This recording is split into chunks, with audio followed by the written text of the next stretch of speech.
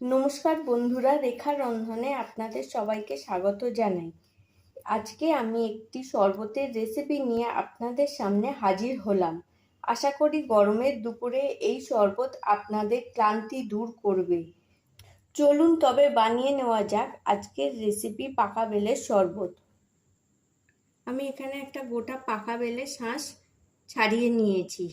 এবার এতে অল্প অল্প করে আমি জল দিয়ে অল্প অল্প করে বেলটা মেখে নরম করে নেব।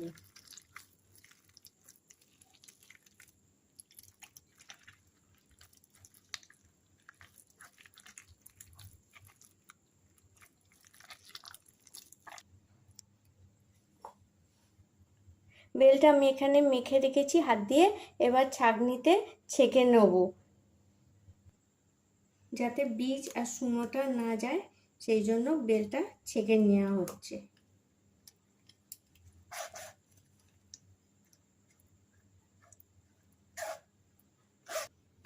তো পাকা বেলের কাপটা আমার ছাঁকা হয়ে গেছে। এতে আমি গুঁড়ো চিনি দিয়ে দিচ্ছি।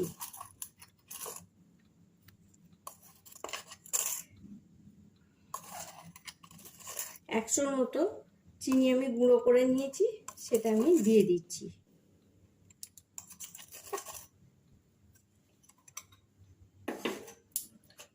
অল্প আমি নুন দিয়ে দিলাম।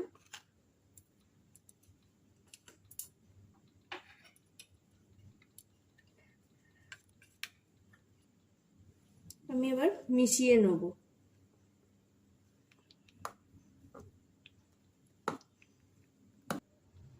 এবার আমি এতে 250 গ্রাম টক দই দিয়ে দেবো।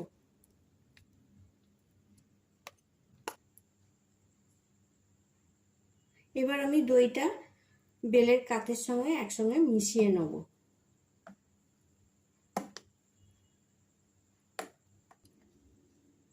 পাকা বেলের শরবত আমার বানানো হয়ে গেছে।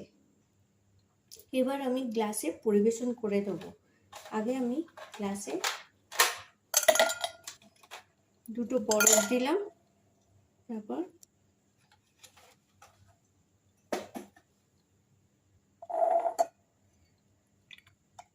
বেলের শরবতটা দিয়ে দিচ্ছি।